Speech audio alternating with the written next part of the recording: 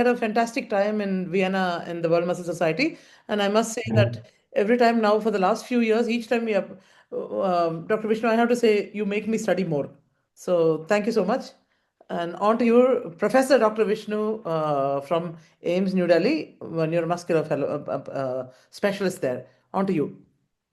Thank you, Dr. Ann, and thank you, ORDI and our neuromuscular enthusiasts group for this monthly avenue of neuromuscular talks. So now we are doing something called the WMS 2025 update. So this is, I think, second update, which, sorry. Can you see my slides? Yes, we can.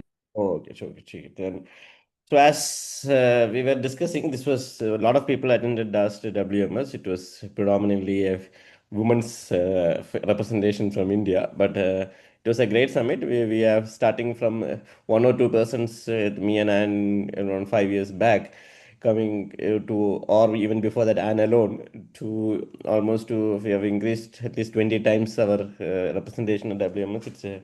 It was a great WMS this time. So I will try to cover two topics. One is a myotonic dystrophy, and second one is a brachiocervical inflammatory myopathy. This are two plenary lectures which was there and correspond there in the WMS.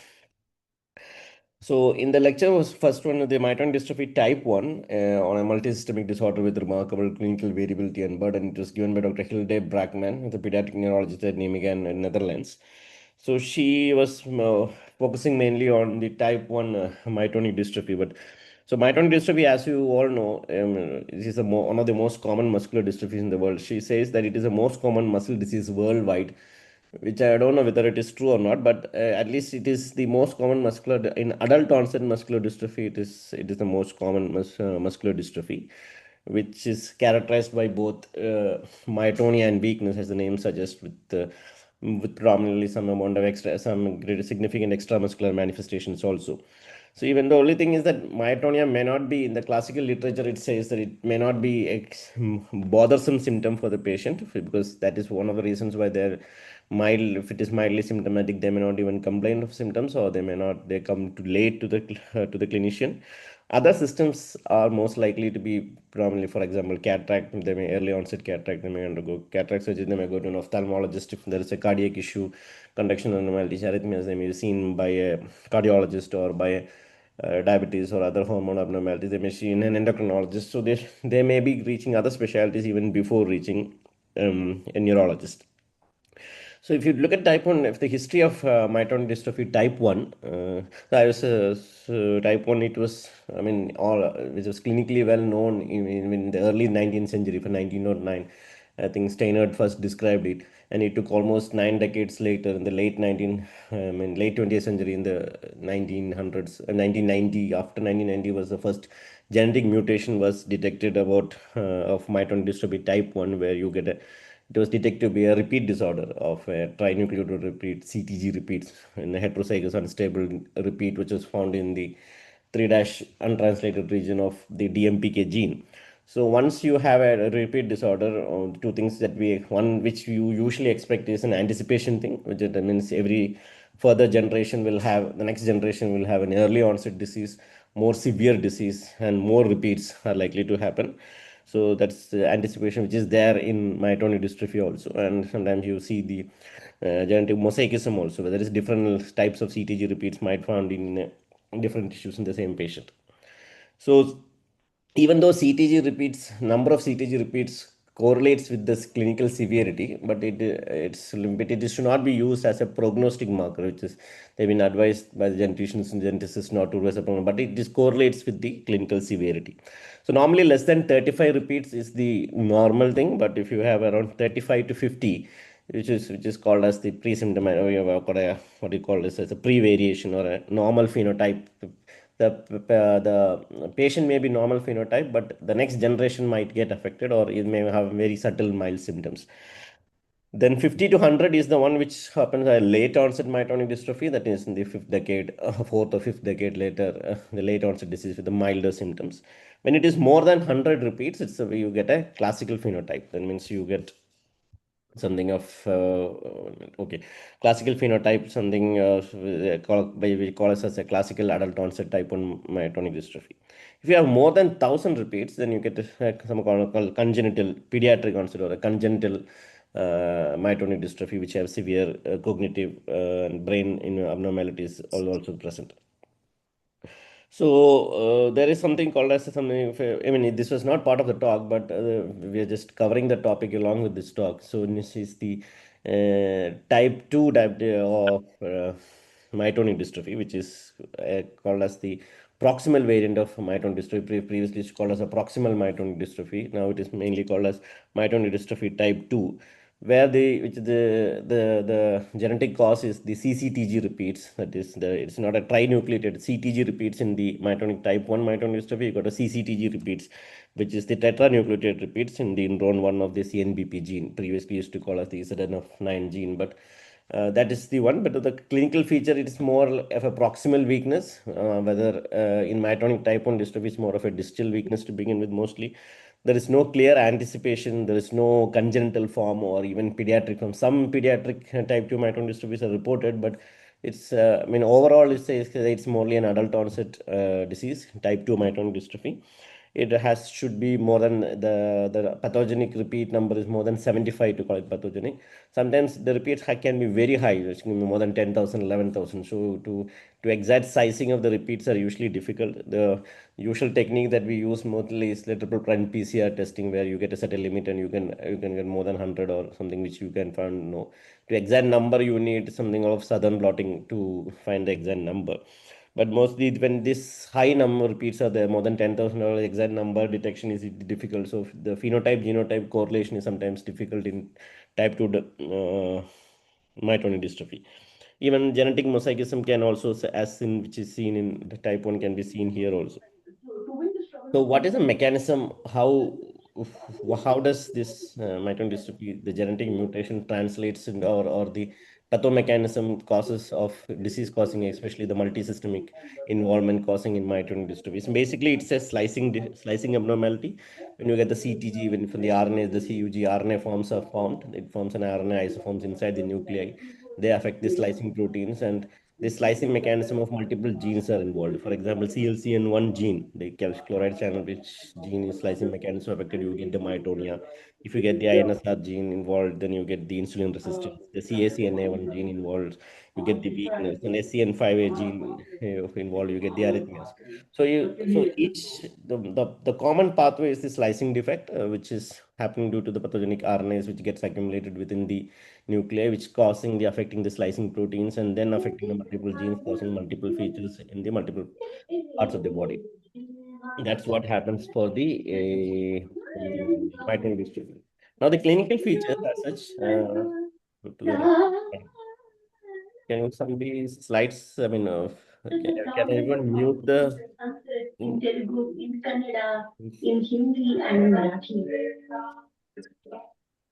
Okay. So, okay, then the clinical features. Clinical features is first most important, most common feature which we all know is the myotonia that can be usually seen as a grip. Can some, okay, yeah, it's muted. Thank you. So the most common clinical feature is myotonia, that is usually the grip myotonia, which is delayed relaxation of the muscles, which is usually due to the SLS slicing defect in the CLCN1 gene, which causes the problems in the dipolar and the repolarization, the chloride channel. So get the sustained depolarization, which causes the myotonia, the consistent the EMG, which you call it the electrical myotonia. Put the needle in the muscle, you get the electrical myotonia, or the clinically you get the grip myotonia. Then you can also see the eyelid myotonia, the tongue myotonia. You percuss the tongue with the tongue depressor. You can actually visualize the tongue myotonia, which all of you would have seen. Then most of the features are there. This classical features of myotonia more commonly seen in the adult onset myotonia. In congenital myotonia may not be that commonly seen, or if in the late onset myotonia, sometimes myotonia may be mild or subtle, may not be that prominent thing. Now coming to this slide, this is second slide, whether they showed the disease severity of from the congenital to infantile to juvenile to adult and late onset, which we described based on the CTG repeats.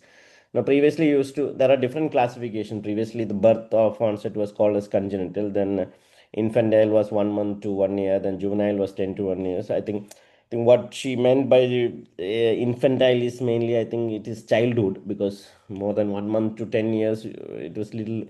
I don't know. You have to call it as an infantile. So birth to less than 1 month, usually initially at birth you call as congenital, and they up to about birth to up to 10 years of age, it was called as the childhood onset. And then juvenile used to call as juvenile. Now they are combining everything together to based on the 284, the NMC workshop. They're combining both infantile and juvenile to call it together as a childhood onset. Then you've got the adult onset after 18 years, and more than 40 years, you call it as a late onset. So coming to the first one, that is the congenital onset myotonic dystrophy type 1.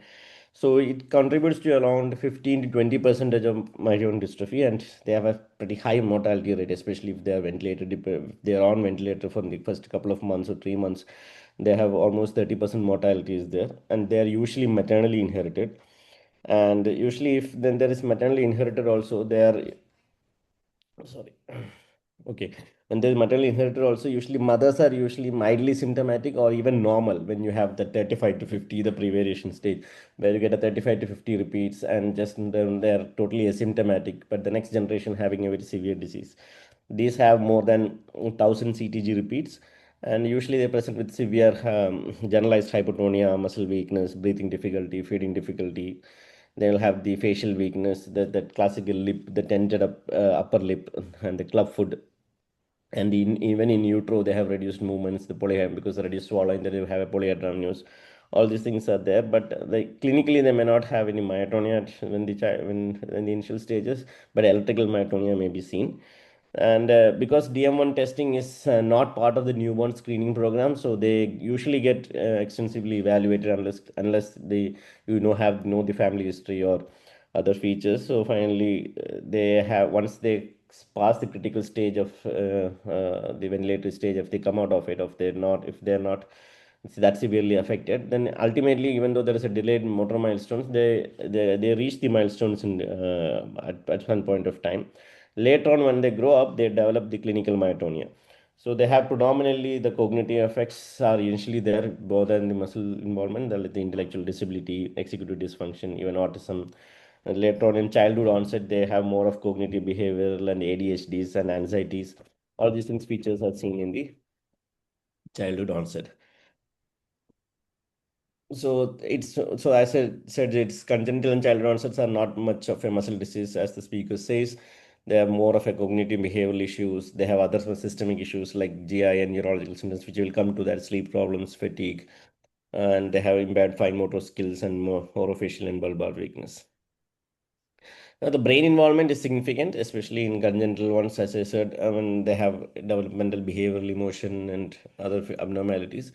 So, what the speaker emphasized there was it's like everything we call everything as apathy, but it is all apathies are not lack of motivation. It is some of those lack of low motivation, no mood, and all maybe due to facial weakness and fatigue, and the lack of initiative may be misrepresented as that. So, early recognition, neuropsychological examination, and adequate support in school and daily life, and they need extensive therapy and social skills training, and it happens to the whole family, not just to the patient, which will impact the whole family significantly, so that all can make a big difference.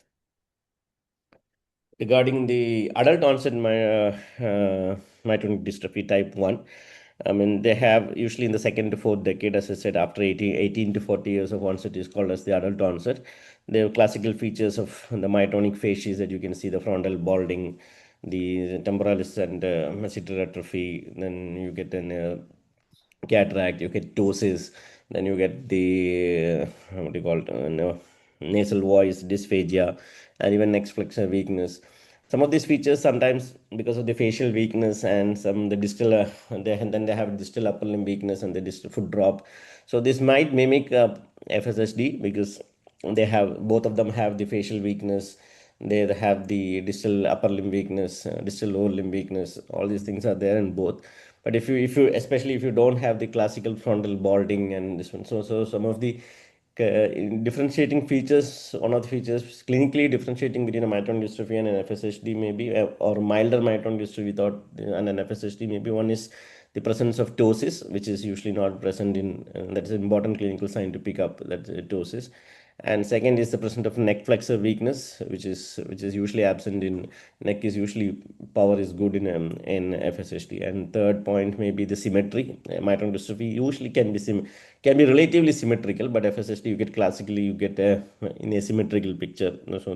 So these are the main points. And so much so that these are maybe that if you look at the FSHD criteria for recruitment to the trials and all, the absence of myotonia or myotonic dystrophy, or sometimes some cohorts and all, they require that you test for myotonic dystrophy and good negative also. So that myotonia electrically EMG wise, there is no myotonia is one of the exclusion definite criteria to exclude the myotonic dystrophy also. So those things needs to be clinically be seen. Then if you get and in the distal weakness, you get the finger flexors weakness and the ankle dorsiflexors weakness, and preserve the EDB will be preserved. So the toe extensors will be relatively preserved. Toe extensors are spared, so that helps differentiating from clinically from the neurogenic process. Then the brain involvement is mainly involved the executive dysfunction, some amount of, as she told, we overestimate the apathy, but and then you get the sleep apnea, and both central sleep apnea and obstructive sleep apnea can be seen, then which leads to excessive daytime sleepiness. And the MRI can show even some white matter changes, from few white matter changes to extensive white matter changes, especially in the anterior temporal lobes, which can even mimic like a genetic stroke syndrome like CADASIL. So sometimes they are even MRIs are mistakenly reported as being as a CADASIL-like picture. So those myotonic dystrophy features can have significant MRI brain abnormalities also. And the other feature, more important feature, is fatigue. Fatigue is usually in most neuromuscular disorders, it's at least in our part of the world, is usually underestimated or sometimes even gaslighted, that patient's fatigue symptoms. But fatigue is probably disproportionate to the amount of weakness that the patient has. Coming to the late onset subtype. So it's the first symptom developing more than 40 years. They're usually milder phenotype. They have the first symptoms as non-neuromuscular. That is usually they have might have had the early onset cataract, been surgery done, milder symptoms. They may picked up later. Those things are there. So myotonia will be present, and they usually the CTG repeats I told it be around 50 to less than 100. So the more than 100 is the one which usually seen in the adult onset. The late onset usually has somewhere around 50 to 100 repeats. So these were the two questions that the speaker asked during the session. That is, one is which symptom do people with DM1 find most bothersome. So the audience said almost every symptom was being told, from myotonia to fatigue to cataract to everything. So all the symptoms were told. I think the answer was more, I think what she expected was the GI symptoms, so which is the most more bothersome, which I think, so it didn't explicitly say during the talk, but I think during the talk it felt that the GI symptoms are the most bothersome symptoms. And second question was, what is the most common cause of death for people with DM1? Most of the answer was from cardiac, but most common cause is mainly respiratory. Cardiac is the second most common cause of death in type 1 myotonic dystrophy. So as we all know, it is mainly a multisystemic disorder. So the cardiac conduction. So if you look at the cardiac defects, so mainly it's a rhythm abnormalities that is there. Mainly around 25% will have some amount of cardiac symptoms, whether it is or cardiac involvement, which can occur in all age. So that is why the importance of the annual screening is there. So early detection and treatment has reduced the mortality in DM1. So you get bradycardia, heart blocks, atrial fibrillation, flutters, ventricular tachycardia, all these things, even sudden death as the first presentation of this, as all been reported. Now coming to the respiratory involvement, the weakness of respiratory muscles, the reduced central respiratory drive can occur at all age categories without other muscles being affected also. So there is a respi check questionnaire which can detect the respiratory involvements. You can do a pulmonologist and do BiPAP or other machines, other supportive care needs to be done. There's a pulmonary physiotherapy and therapy and training can be used. So the muscles can weakness, even the weakness can occur in all the three abdominal muscles, respiratory muscles, diaphragmatic muscles. Even dysphagia, due to dysphagia, can cause aspiration, they can cause nocturnal hypoventilation. So the sleep apnea, all these things can corroborate extra daytime sleepiness. All these things are interlinked to the respiratory involvement. Then there is a trial, there's some study, randomized trial from she was mentioning about the trial from Germany where there is an efficacy and safety of respiratory strength and endurance training has shown significant benefit. Even that was done during a COVID time. So even telemonitoring and help patients significantly in improving the respiratory function.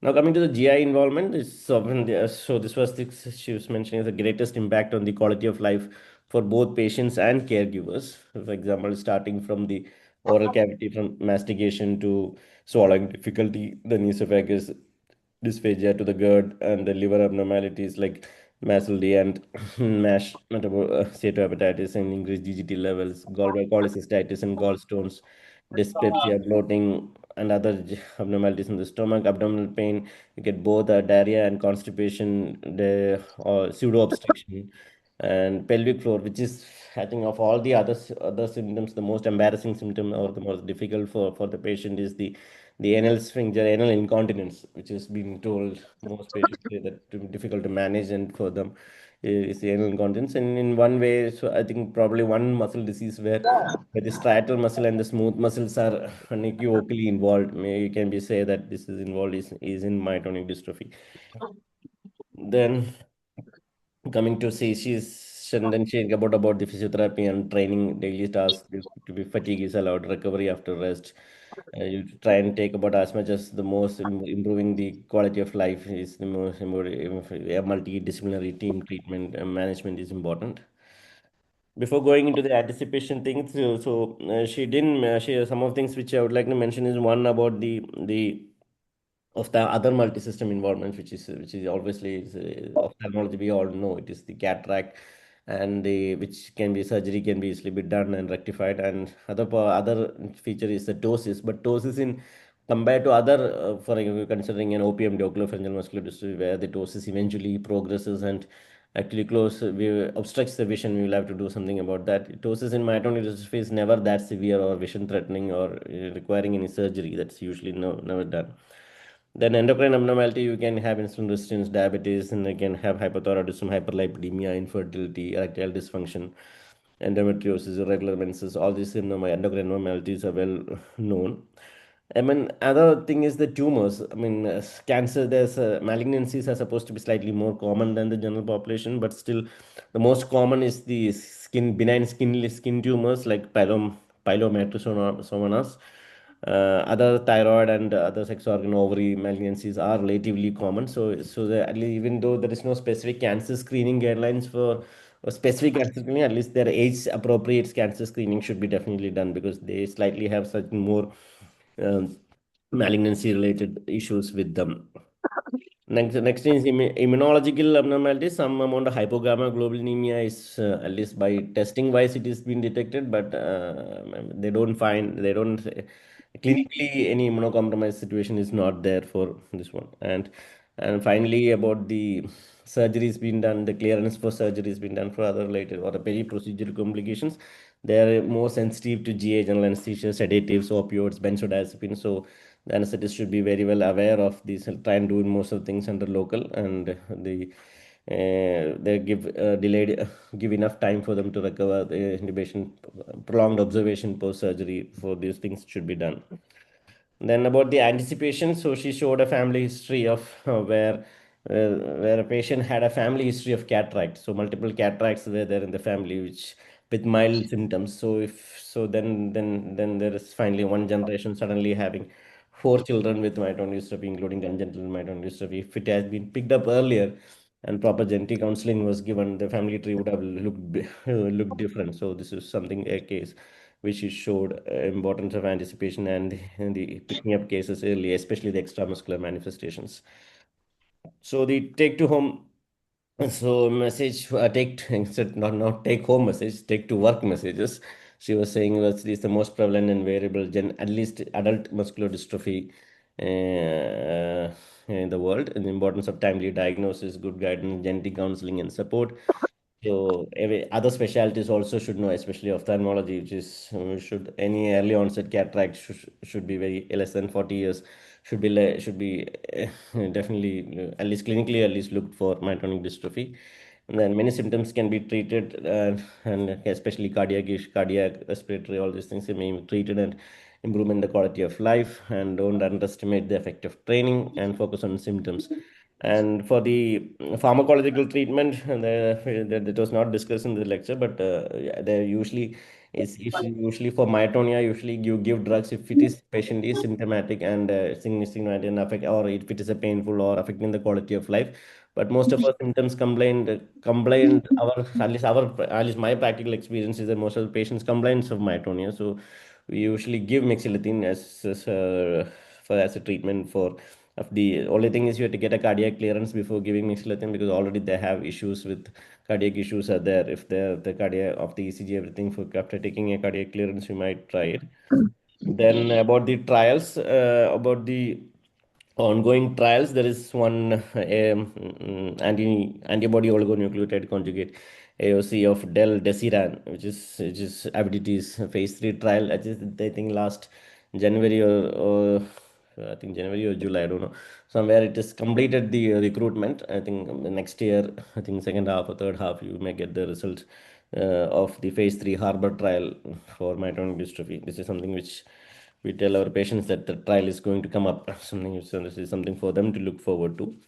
So and finally for type 2 myotonic dystrophy, which have I think to touch, I think I've told it predominantly, but only thing is that whenever you get something of a proximal weakness, significantly without much CPK elevation, and this is one of things which you should look for is because clinically myotonia may not be that evident, even electrical myotonia may not be there. So and some of them have muscle pains and stiffness. Many of them have gone through a diagnosis of fibromyalgia, so those things in the second to sixth decade. So some people have some of the type 2 have some neck extensor weakness also. You get a head drop, some camptocomy also because of the axial weakness. So paraspinal muscle weakness. So those things are a little rare. But even if you have a proximal weakness in the proximal muscle weakness, symmetrical weakness, if your conventional treatment or workup or exome comes negative, you should usually something to look as a differential is a proximal myotonic dystrophy also. So that was my first thing. Then I will go to the second one. Second talk was something interesting, which of them call as a brachiocervical inflammatory myopathy or a BCIM. That is a distinct form of inflammatory muscle disease. This lecture was given by Dr. Felix Kleefeld. So he started with a case, which is a 59-year-old female with asymmetric shoulder elevation weakness and shoulder and neck myalgia, followed within months of regional muscle atrophy and scapula lata. And she an examination had atrophic eparesis, grade 3 to 4 by 5 in the scapulohumeral region, along with the distal, including the finger extensor weakness bilaterally with a grade 2 by 5 and overall predominance of extensor muscles and neck flexor weakness and bilateral scapula lata and beaver sign is negative. EMG use. So if you look at the clinical findings, a lot of things fix into FSHD are the only two things which is one is beaver negative, but it can be negative if it is only staying in the upper in beaver may not be positive if it was staying predominantly in the facioscapular region, but there is a significant neck weakness, neck flexor weakness, which is very odd for an FSHD. So EMG was myopathic and CK was 2 to 3 of upper limits of normal, and they did FSHD testing, which is negative. Then the family history was unremarkable, and the medical history, they had a lung cancer of more than 10 years, and she has a limited cutaneous scleroderma, which is not being treated. So this was the muscle biopsy, which showed some inflammatory changes with both MSC and MS2 to upregulation, which both CD19 and 20 cells were there. So they, with that picture, they made a diagnosis of brachiocervical inflammatory myopathy, which was first described in 2006 with with 10 patients with an age group, median age of 55 years, all ANA positive patients, brachiocervical phenotype with no family history, and inflammatory muscle biopsy, including clusters of B cells. Some papers, a lot of publications have been come up, but since 2006 to date, only 30 patients have been reported. So heterogeneous cohort, some are, so a lot of things are associated with scleroderma, so systemic sclerosis. So some of associated with and not associated with systemic sclerosis, BCIM cases have been reported. So they try to find out whether it is is it a distinct entity, or if you can, as a specific subtype of systemic sclerosis, or you call it as a scleromyositis, systemic sclerosis associated myositis or not. So it was a multi-center study. They collected cases and the biopsies from around multiple centers, which around 26 cases, and it's a good number considering that only 30 cases have been reported till date, since first it was in 2006 it was reported. Symptom onset to biopsy was around 27 months, and CK elevation is seen in 84%, ranging from 10 minutes இருங்க mild. ಒಂದು meeting ನಡೀತಾ ಇದೆ ಅವಾಗ್ಲೇ. Okay, so from from ranging from mild to 21 times the upper limit of normal. This more or almost 90% are females, so it's probably a female, only 10% or 10 or 12% are males.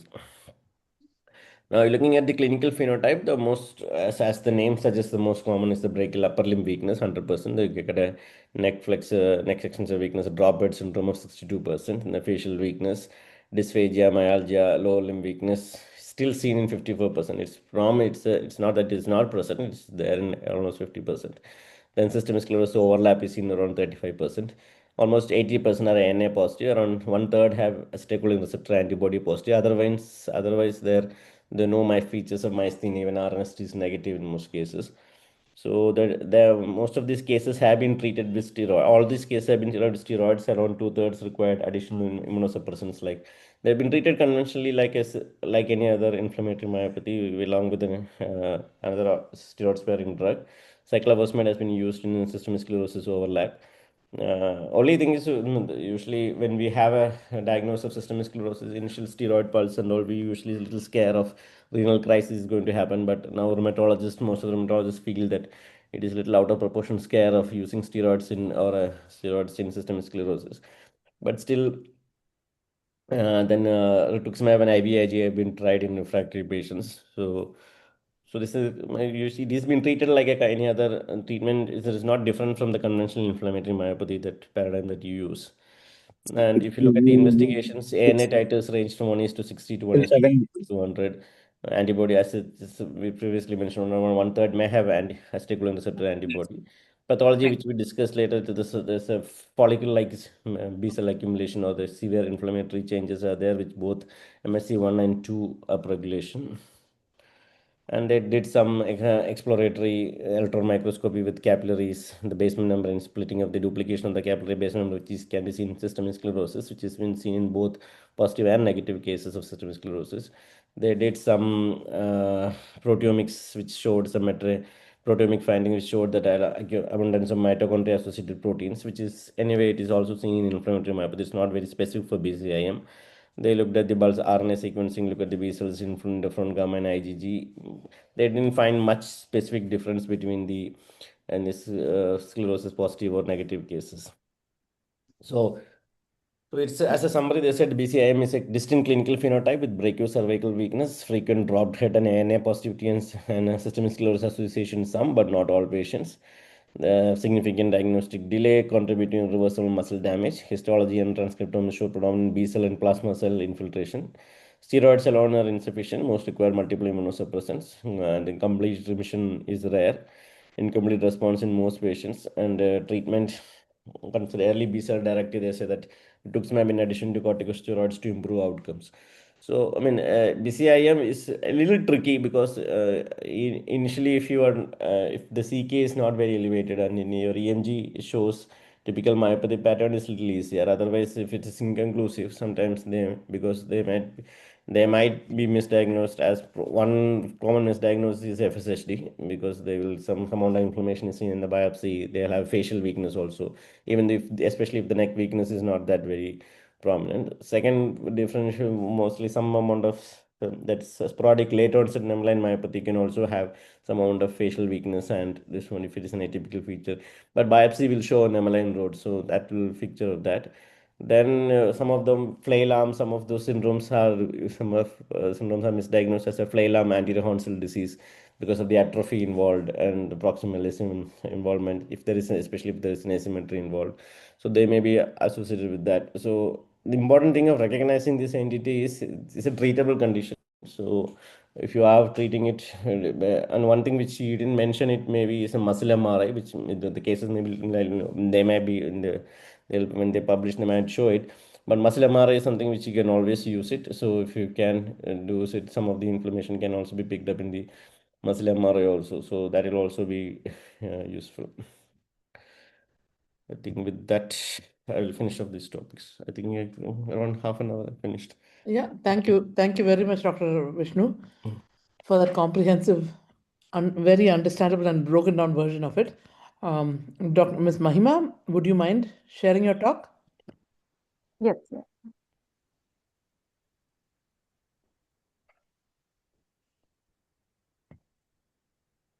So Ms. Mahima is our orthotist. Thank you, Ms. Mahima, for doing this.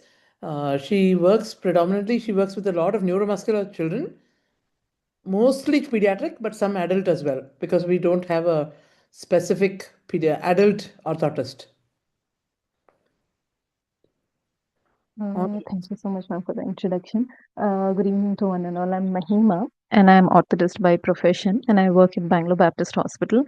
And today I'll be talking about the papers which were presented in WMS with Mahima, regards can to you make assistive it in the full technology. screen? Uh, 1 second.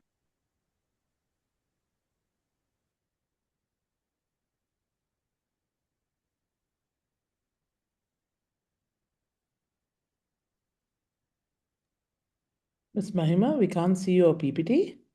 Yeah, I just stopped sharing. Just 1 second. Yeah, you are going to have to put it into slide share mode. Is it visible? Full screen? It is not visible. It's visible full screen, but not as slide share. So you might have to put it into presentation. No, you have to put it into presentation mode.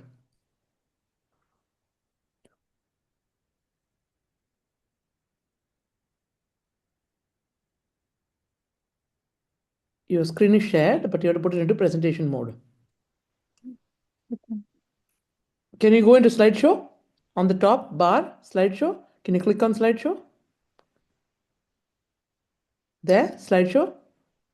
Yeah, from the beginning. From the beginning. From the beginning. Yeah. Is it full screen now? You have to click on it. Is You it have to click it or click on the from the beginning. Can you click is it? from the beginning? Yeah, I did click. It's not working. Could you try F5, Miss Mahima? Technical F5. issue. So sorry. That's okay, Mahima. Don't worry. It's okay, no worries. We have enough time. Somebody was saying to switch F5 or something. You can try that. Can you try F5, Miss Mahima? F5. No? No? Otherwise, it's okay. We can see in this mode also. No, no, that's. No, I actually have a video. I'm just trying to figure out why it's not happening. Mahima, can you send it to me on WhatsApp? Yeah, sure.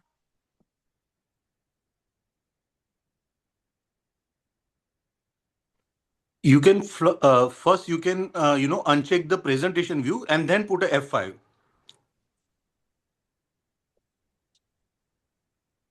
If you can uncheck now that presentation view.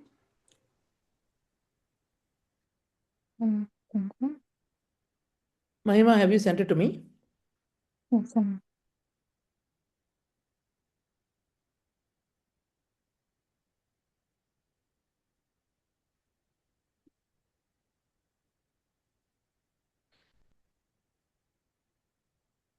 Miss Mahima? yes, Are you trying to send it to me? yes, sir. It's just on the way. Oh, it's on the way. Okay. Try again and put it on.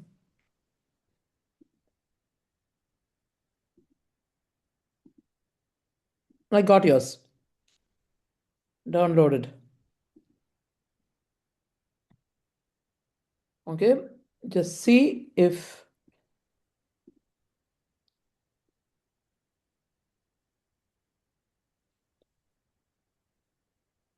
Can you see the screen, Ms. Mahima? Yes. Okay. Tell me when to go. Sure. I'll just start with this. So sorry, I'll introduce myself again. I'm Mahima, and I'm an orthotist, and I work at Bangalore Baptist Hospital, and I'll be talking about papers which were presented in WMS with regards to assistive technology and rehabilitation. And I'll be talking about the topic which is divided into three categories of neuromuscular disorder, CMT, and myotonia. So first I'll start with neuromuscular disorder. Next slide. It's about measurable difference in neutral vertical head and trunk control between children with neuromuscular disorder and typical developing children. And this study is about seeing a difference between the neuromuscular disorder kids and typical developing children by using a tool which checks the head control and a trunk control. And next slide. And the number of participants were 9 children from NMT and 19 children from TD. So before to explain about it, what is this as a segmental assessment of trunk control? It's basically a clinical test where you check control segment by segment. When I say segment by segment, it's from head, upper trunk, lower trunk, middle, thoracic, upper lumbar, lower lumbar, completely full trunk. They see how much a kid has a control, and they do it in three methods. Next slide, ma'am. So they have three module to check, which is static, active, and reactive. When I say static, it's basically they check whether child is able to hold the posture, and active when this child is move and return back to the upright position. Reactive is when the kid is able to recover when gently pushed. And about neutral vertical position is when kid is able to sitting, standing upright, alignment with gravity, no leaning or excessive flexion and extension. So when this test was done among the typical developing children and neuromuscular disorders, so the conclusion in this study were that all the children with typical developing, they were able to show a full trunk control in neutral vertical position. That means they could hold, move, and react with good alignment throughout all the segments, whereas the children with the neuromuscular disorders, they had a difficulty in holding the position, where in trunk segments where some parts were weaker than the others. Even in children who were still ambulant, still walking, seen as leaning and flexions, and difficulty in maintaining the neutral vertical position. So why was this test done? So the study was concluded that this problems of controlling the trunk or the segments where which segment was weaker were not very obvious in usual functional test, but it was picked up by this segmental assessment test of trunk control. So as of now, there is still study going on this to know whether this can be appropriate to check how the kid is able to have a trunk control. So this is about this study. So I will be taking another paper which was discussed. Next one. Next one. And this paper is about a standardized clinical approach for the foot orthosis design in CMT. And this study is basically about comparison with an appropriate orthosis for CMT and a conventional orthosis. And the study, in the study, there were things which were used to analyze was comparison with the standard orthosis, foot orthosis, and conventional, and a gait analysis, and few tools were used such as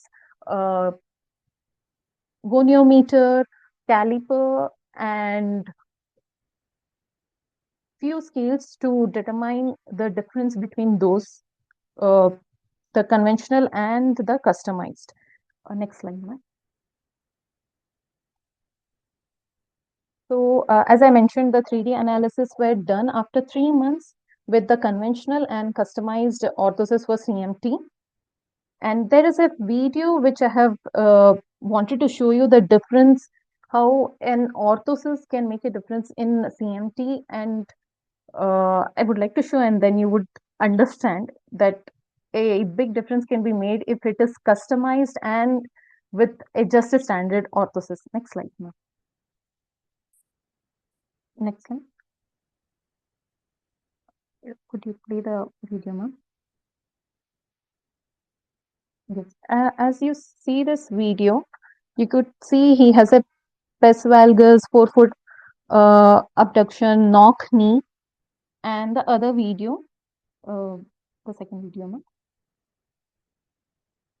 And there is no heel strike. He has a foot drop. And why am I showing this video is not every clinical setup has a 3D analysis lab or a gait lab where that gait pattern is observed. In our clinical setup, we practice of capturing a video pre and post orthotic management, which gives an idea to an orthotist and as well as doctors and parents, like what all deformities they have, what is the gait pattern they are carrying, and what differences it shows post orthosis. In orthosis, there are variety of orthosis. We can't give a same orthosis for every individuals with different deformities. So I would say in this they have compared, and I feel the study was really good, stating that not a standard orthosis will go for every single individual person with CMT.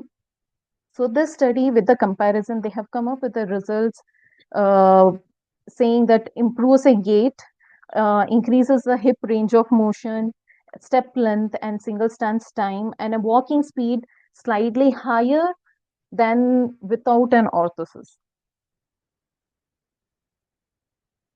And the next study was on the sensors. This study looks at whether the variable sensor worn on both the ankles can accurately measure walking ability in patients with CMT and DM1 and compared with a healthy control. These sensors capture a real life walking data every day.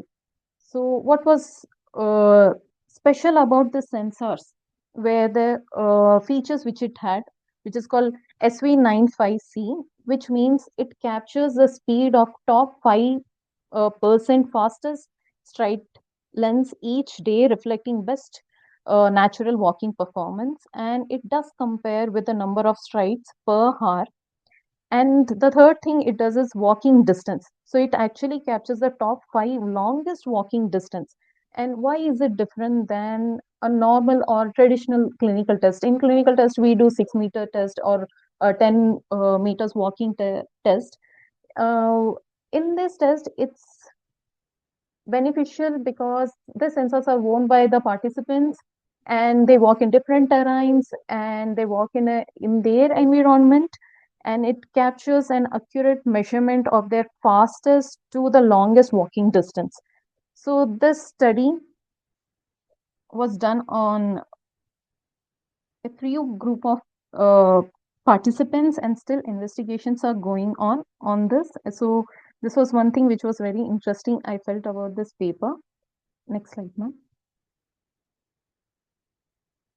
Next. And the last paper is about investigating the hand myotonia, determining the best practice using a novel technology and approaches to accessing hand myotonia. So in this paper, the authors says there is test being done traditionally for muscles which takes a long time to relax after gripping or contracting. And the traditional test which they were using, which was video hand opening test.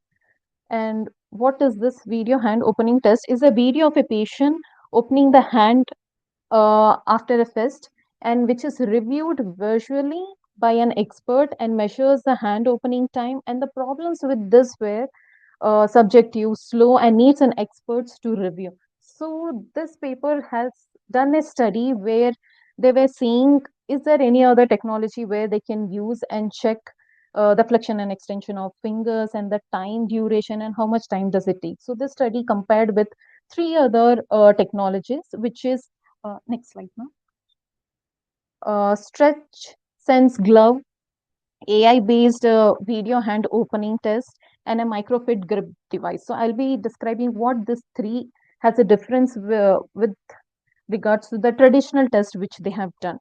So the stretch sense glove, it is a variable smart glove with a sensors on each finger, and it measure individual fingers opening time, hand opening time, and it is very detailed data it gives. But what was the problem with it? Adds a resistance. Compression of glove affects the movement, and it is pretty expensive and needs calibration and not good for home uses. Whereas the microfit grip device, a hand dynamometer that measures a grip, squeeze, and relaxation curve and measures the peak grip force. And what was the problem with this? It couldn't measure the individual finger movements, but it was good for strength, but less useful for detailed myotonia assessment. And the last, AI based, this does the same thing as they do in the traditional one. It does capture the video, but in this, the AI measures hand opening time, individual finger opening time. It's objective, fast, automated, and can be done at home. And it is low cost because it has an open source AI softwares where it can be used for a low cost.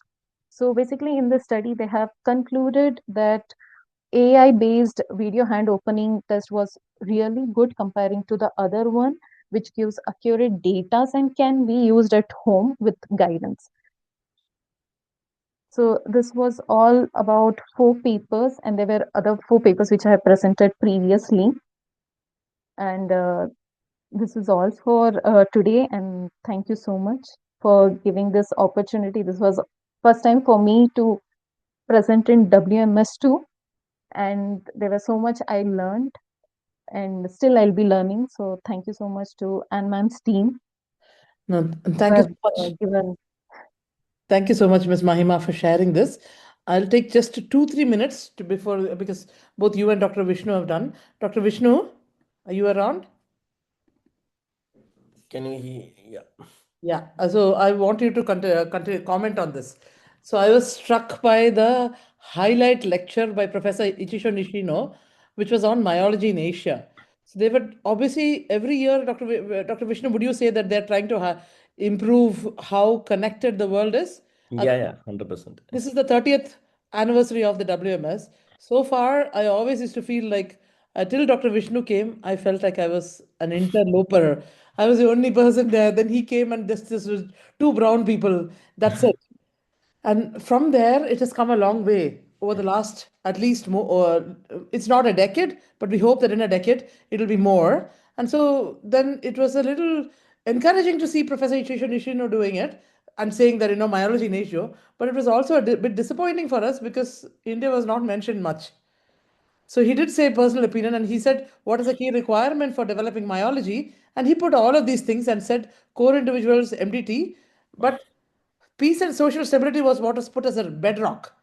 So by that criteria, peace and stability we have had as a nation. We are 1/5 of the world's population, but our major problem is that we are still a low middle income country. That seemed to be our major proposition: economic foundation and financial support. We have all the others. So ultimately, what he also brought, keyed in or narrowed in on was that neuromuscular was traditionally seen as. I remember when I started training. I don't know if you had this experience, Dr. Vishnu. When I started training, this was over a decade and a half ago. They used to make fun of us and call us social workers. Did you ever get that? Not really. Oh, you didn't. Okay. They made fun of us. They didn't really think that we were neurologists. They thought, okay, you're just, putting band-aid on people's big problems, big chronic problems, no? Mm. Biology was not commercially driven initially. And there's so much specialized labs and cost to maintain and continuous funding. This struck me. But now everybody's interested in it because there are actual cures for it. So I'd like to acknowledge that we've come a long way, and thanks to Dr. Vishnu, who was part of the executive committee as well. He was there as one of the moderators, and he ensured that he didn't give me permission for putting his picture there, but I did. There were more people there, but I just pulled down the pictures. That's a picture of Mahima and Ramya and some of other team members, and Dr. Nalini as well. She was there as a moderator, and thanks to Dr. Vishnu, I was also there as a moderator. And so I'm not going to go into that so much. as to say that there's one talk that we used to always like. There was a talk every year that was given on floppy infants by Dr. Carsten Bornemann. And this year, the talk was not delivered by the NIH team, thanks to the craziness that was happening in the US. So nobody from the NIH was represented this year. And so this was for the first time where the NIH team, Regan Foley or Dr. Bornemann, did not give this talk. And somebody else from Chile had given it, and Nicole Wermans had given it as well. And so what interested me was referral reasons. As a quaternary referral center in AIMS or in NIMANS, you must be seeing referral from different people. We are seeing some crazy referrals, including YouTube referrals. I don't even know how we can count it. So the referral pattern seems to be changing. Not only just mild muscle weakness, some people, the muscle weakness is something, if it is static and it is not progressive, is something that they've lived with. Or muscle edema that was picked up by rheumatologist. Ptosis and diplopia that they've not really, it's not bothering them. So this seemed to be one thing that Dr. Wehrmans had said. So I was just going to add some of those things and end the talk with that. Dr. Vishnu, it was.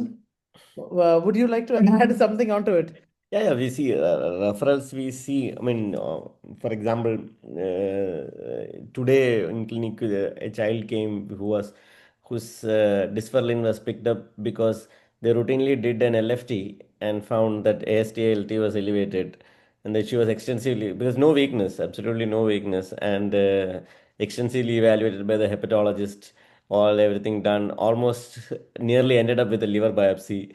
Then they came, somebody did the CPK, then it found out to be 5,000 or 6,000. Then suddenly it struck to a neurologist that this could be a muscle disease. Then they did the genetics and then they found it is a dysferlin.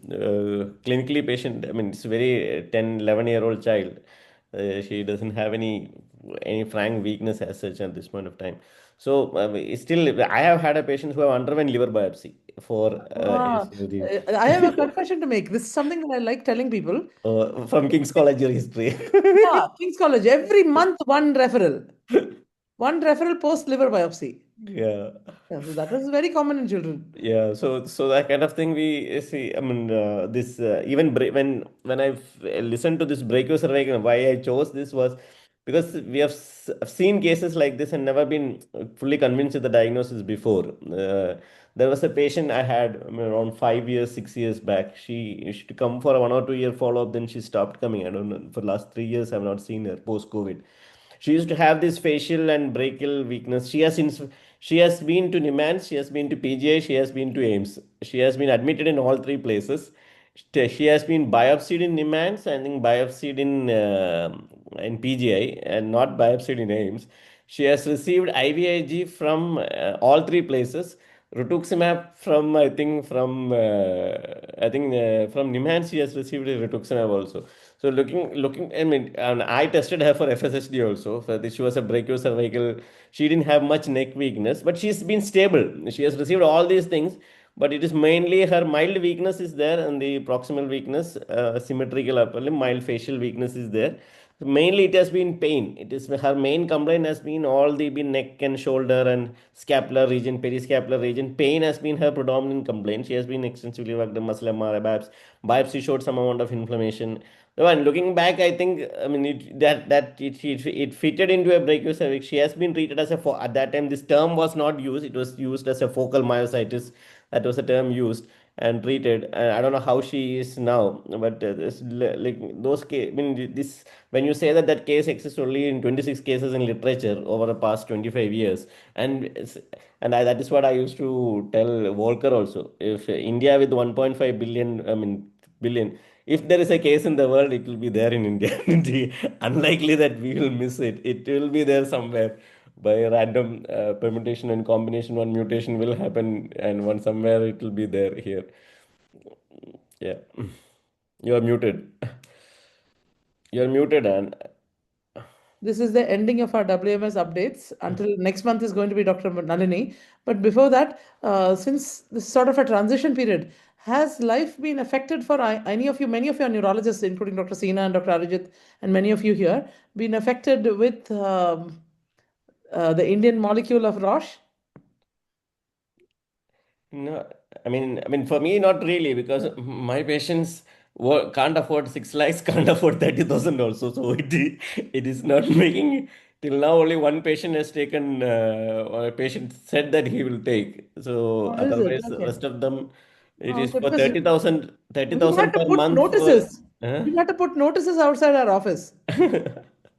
What about Nimans? Dr. Arijit, any of No, no, we also don't have any. Like Dr. Vishnu told, none of us are affordable, so we also don't have any changes so far. Yeah. we have patients who are not affordable, like father's a daily wage worker and things. We just write letters, letters of Mm. support, and give videos and stuff. No, see, thing is that one thing we can try is the Ayushman Bharat thing, those things and all. So government schemes and all, which we can try it out. That's something which we can try. But something, yeah. Is there any equivalent study done for bioequivalent study done for this one? No bioequivalent study is done, but Okay. thinking about other things, the other Uh, thing in the sense we could never ethically talk about newborn screening or yeah. even population screening. But Yeah. now, so I've got a patient of mine, two of my children who are going to armed forces. So if Okay. they're going to armed forces, so there's a statement of case being made for the armed forces. If Mm. that is being made, then you could make it for saying if armed forces has got only 100 families that have got SMA, they Mm. can purchase it. They Yeah. have that kind of money. But if they have that kind of money and if they do a project of screening, population screening, then it'll shame the rest of the nation, isn't it? To saying Yeah. that we are not doing it for the rest of our people and only private care or AIMS or NEMANS. It'll No, just, it is, more yeah, than I think more than newborn screening. At least one state which can do it is in Kerala. What they should do is one they should district, do. one Yeah, district, yeah. What more than newborn screening? What I should think is population. before marriage to test it in both may begin mandatory, just like registration doing marriage registration doing it. Test it mandatory to test it. So that is, Dr. Yeah, Vishnu, that is one thing. I'm yeah, talking about not only that, how many threes and fours are walking around without diagnosis? yeah. What if you just, just test everybody? One district. The cost is too much for the government doesn't have money in whatever I was listening to the news in Sabarimala to prevent a stampede you need 1,000 policemen. The government finally gave we have money only to give 500 policemen it seems. So I thought okay, after the stampede they will send some 10,000 people there, but prevention they have need only. So that you're asking with the government of that much finances to test the whole district, which is not likely to happen. Yeah, Thank you. Thank you, Dr. Vishnu and Dr. and Ms. Mahima. Thank you so much for presenting. That was really good. Huh? Another yeah, view from Mahima's side. yeah, yeah. Sure. And And she really enjoyed the meeting also. So I she think did, she did. yeah, Yeah. Thank you. Thank you, ORDI, thank you so for much. Yeah. allowing this platform. Thank you. Bye bye.